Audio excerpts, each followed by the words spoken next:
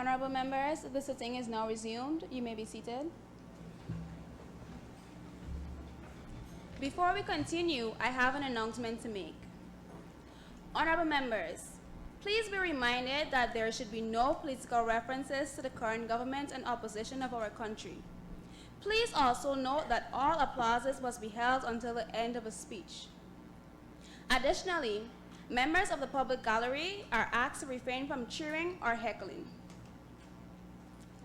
Thank you. Mr. Clerk.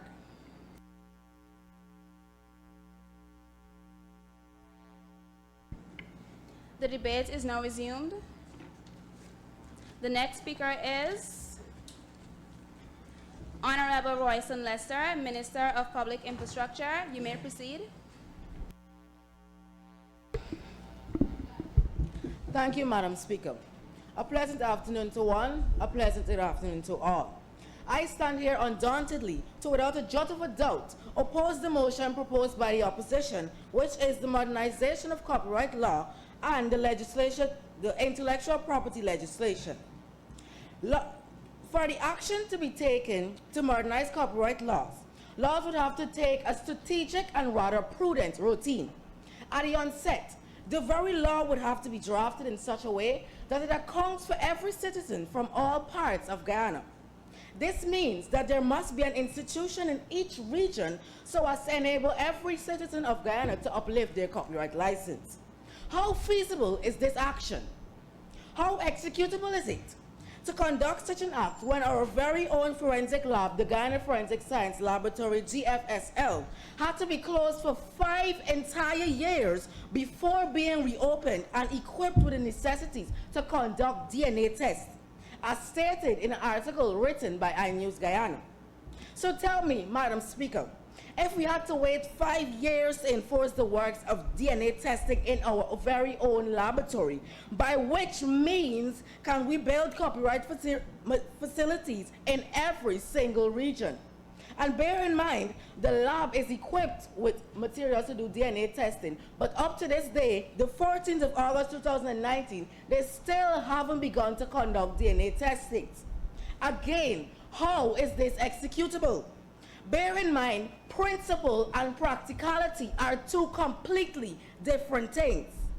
The infrastructure required to take on this role is one that Guyana cannot afford due to the fact that we are a third world country and we are still a developing nation. Needless to say, Guyana must not bite more than it can chew. Furthermore, some might argue that the law being modernized doesn't need physical infrastructure and it can be done online.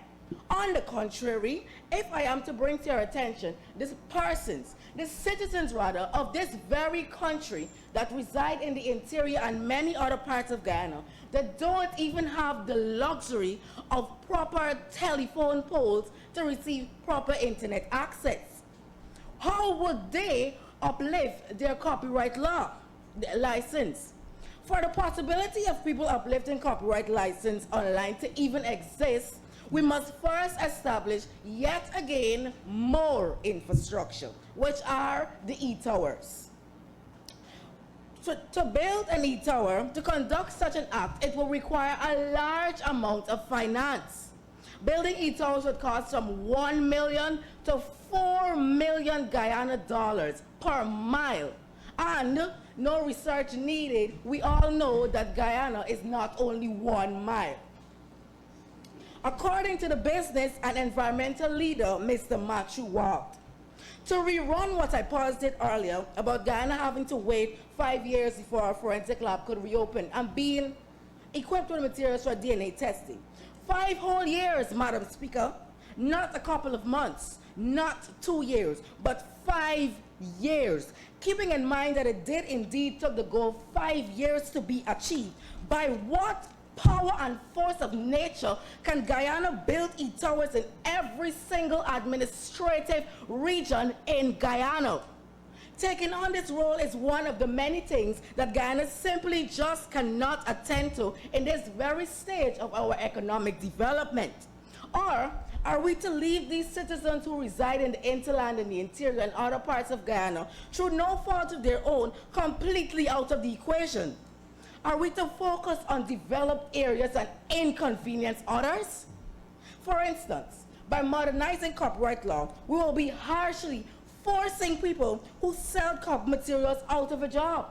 They won't be able to earn a living anymore. They won't be able to provide for their families anymore. Do you suggest we let them starve and let the rich gain at the expense of the poor? Madam Speaker, how does one do such an act? How can one want to implement such an injustice? How can you treat these people as if we are not indeed one people, one nation, and one destiny? This act causes a critical, far-ranging effect that is purely not and will never be right. So like I clearly stated, we have not the money or the infrastructure to implement this act manually or technologically. And we must at all times honor and live by our country's motto: one people, one nation, and one destiny. Madam Speaker, what is even more unheard of is that the honorable members of the opposition wants to make amends to a law that is hardly even being enforced. So how can we charge an individual for using another person's property without their permission when citizens are not even educated on the existence of such law? Is that fair? And to crown it all, Madam Speaker, the honorable members of the opposition want to make an amendment to include service marks. They want to make an amendment to include service marks when Guyana currently cannot even register an individual's property. It has to be sent to England you have by 1 law. minute remaining. Thank you, Madam Speaker. Why then amend this act to include service marks? It seems the honorable members of the opposition is under an illusion. Y'all better stay woke.